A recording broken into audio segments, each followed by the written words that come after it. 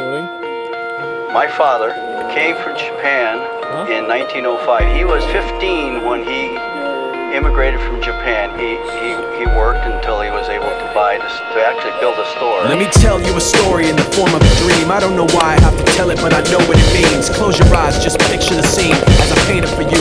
It was World War II when this man named Kenji woke up. Ken was not a soldier. He was just a man with a family who owned a store in LA.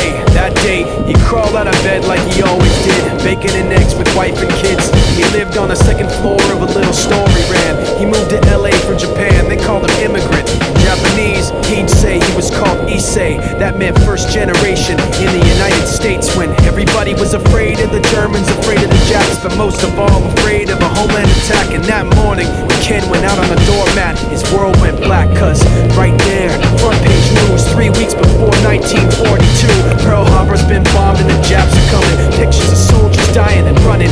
Ken knew what it would lead to, just like he guessed. The president said the evil Japanese in our home country would be locked away. They gave Ken a couple of days to get his whole life packed in 2 bags.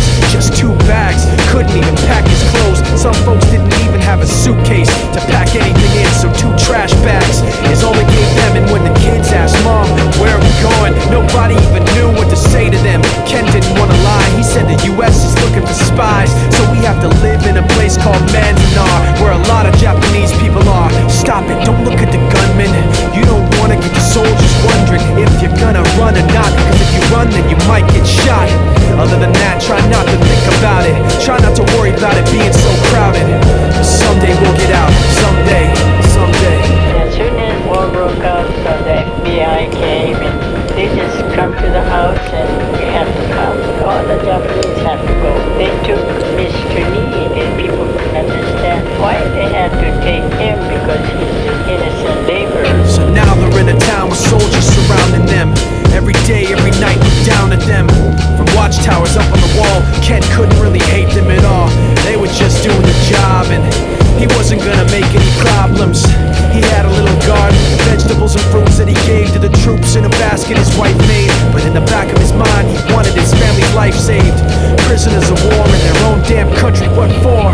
As time passed in the prison town, he wondered if he'd live it down if and when they were free. The only way out was joining the army, and supposedly some men went out for the army, signed on, and ended up flying to Japan with a bomb. That 15-kiloton blast put an end to the war pretty fast. 2 cities were blown to bits. The end of the war came quick. Ken got out, big hopes of a normal life with his kids and his wife, but then they got back to their home, and what they saw made him feel so alone. These people had trashed every room, smashed in the windows and bashed in the doors, written on the walls and the floor, Japs not welcome anymore.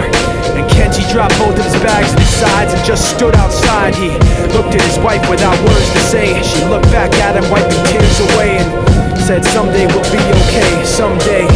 Now the names have been changed, but the story's true. My family was locked up back in 42. My family was there where it was dark and damp, and they called it an internment camp. When we first got back from camp, it was pretty bad. I remember my husband said, oh, we're going to stay till last. Then my husband died before they closed the camp.